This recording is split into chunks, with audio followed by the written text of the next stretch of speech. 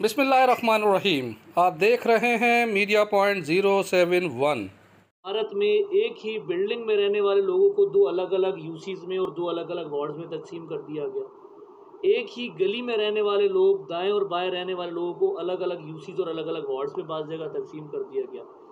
और इस तरह की सारी हरकत करके वोटर को बुनियादी तौर पे, शहर के वोटर को कंफ्यूज करने की कोशिश की गई कि वोटर आखिरी दिन तक उसे यही नहीं पता चल रहा था कि मेरा हलका कौन सा है, मेरा वार्ड कौन सा है, मेरा पोलिंग स्टेशन कौन सा है। ये एक मुनज़्ज़म मनसूबाबंदी के तहत पूरे का पूरा जो हल्का बंदियाँ की गई, ये इलेक्शन में धांधली का पहला मरहला था। जमात इस्लामी सक्खर की पॉलिटिकल सेल की टीम ने इस पर अपने एतराज़ात को इलेक्शन कमीशन में जाकर के पेश किया और हमने ये कहा कि ये इलेक्शन, ये जो भी हल्का बंदियाँ की गई हैं, ये इंतहाई गैर जिम्मेदारी के साथ और मुनज़्ज़म मनसूबाबंदी के तहत ये की गई हैं, जिसके नतीजे में मखसूस लोगों को फ़ायदा पहुँचाना मकसूद है। आप ख़ुद सोचिए, सक्खर की यूसी 2 है, धर्मशाला के सामने ख्वाजा मोहल्ला को उठाकर आपने जिना चौक से मिला दिया, इसमें टक्कर भी शामिल है।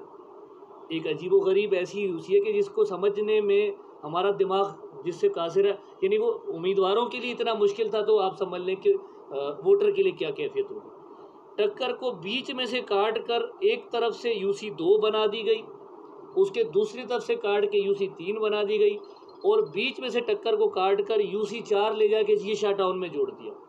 यानी ये पूरा मुनज़्ज़म एक मंसूबा था वोट बैंक को, मुखालिफिन के वोट बैंक को तकसीम करने का और इलेक्शन को हाईजैक करने का। जमात इस्लामी ने इस मरहले पर तहरीरी तौर पर इसके ऊपर एतराज़ात दाखिल किए। इसके बाद जो दूसरा मरहला था, आप सब उससे भी वाकिफ़ हैं कि किस तरह से मुखालिफ उम्मीदवारान को धमकाया गया, लालच देकर बिठाया गया और जो इस भी दोनों चीज़ों में नहीं आए तो उनको फिर आरोज़ के ज़रिए से मखसूस यूसीज़ में अनअपोज पैनल्स को करवाने के लिए आरोज़ की मदद ली गई और उम्मीदवारों को दौड़ से बाहर किया गया। हमारे यूसी 1 के जो चेयरमैन वाइस चेयरमैन की टीम थी और फिर इस तरह से यूसी 4 में हमारे हाजी जावेद मेमन, हमारे यूसी 4 में हमारे साथ मुश्तरका तौर पर उम्मीदवार थे, उनका फॉर्म रद्द किया गया और वो फिर एक पूरा ग्राउंड उसका बना करके उनको इलेक्शन से बाहर निकाला गया। ना निकलना मुक़्तदर जो तबक़ात हैं मुल्क के, उनके लिए सवालिया निशान है। लोग ये समझते हैं कि वो वोट किसी और को डालते हैं और नताइज कुछ और निकलते हैं। लोग ये समझते हैं कि वो किसी और को एक इलेक्शन में के नतीजे में लाना चाहते हैं, लेकिन नताइज बदल के कुछ और लोगों को उनके सरों पर मुसल्लत कर दिया जाता है।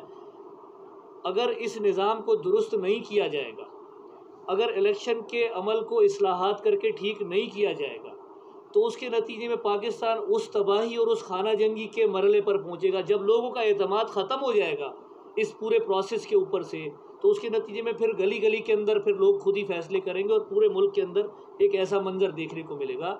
इसलिए पाकिस्तान के जो मुक़्तदर तबक़ात हैं, पाकिस्तान के जो भी इदारे पाकिस्तान के इस निज़ाम के अंदर इसमें किरदार अदा कर सकते हैं, उनको इस इलेक्शन अमल को बिल्कुल फ्री एंड फेयर करने के हवाले से अपना पूरा किरदार अदा करना चाहिए।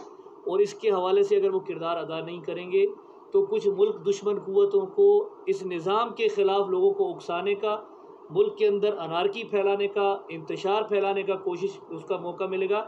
और आप माजी में देख चुके हैं, आपके इल्म में माजी में ये जो खुदकश हमले शुरू हुए और जो कुछ होता रहा इस मुल्क के अंदर, वो वही लोग थे जिनको इस निज़ाम के ख़िलाफ़ बागी करके खड़ा किया गया। आप इसके ऊपर तवज्जो दें, इस इलेक्शन अमल को आप इसको एक तवातुर के साथ बग़ैर किसी इन्फ्लुएंस के जारी अगर नहीं रखेंगे तो इस मुल्क की तबाही और इस मुल्क के अंदर नुकसान होगा। जमात इस्लामी जो भी इस हवाले से शहर के अंदर भी, मुल्क के अंदर भी जो भी ऐसी जमातें मौजूद हैं जो इस हवाले से काम करना चाहेंगी, हम उनके साथ मिलकर इस्लाहात के हवाले से, इंतखाबी अमल की बेहतरी के हवाले से, इसके जो ख़राबियों के हवाले से अपनी जिद्दोजहद को जारी रखेंगे। तमाम कानूनी जो भी ज़राए हैं उसको इस्तेमाल करेंगे।